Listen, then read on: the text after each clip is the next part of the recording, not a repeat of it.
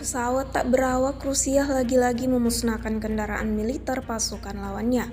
Terbukti dalam sebuah rekaman yang ramai beredar di media sosial Telegram pada Kamis 8 Agustus 2024. Kali ini, drone FPV Rusia menghancurkan kendaraan militer Max Pro. Di wilayah yang tidak disebut namanya dalam narasi unggahan, nasib nahas harus ditanggung kru Ukraina.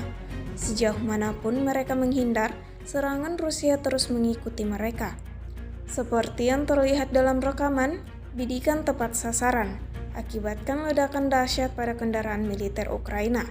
Insiden ini jelas memberikan kerugian panjang pada kubu Ukraina.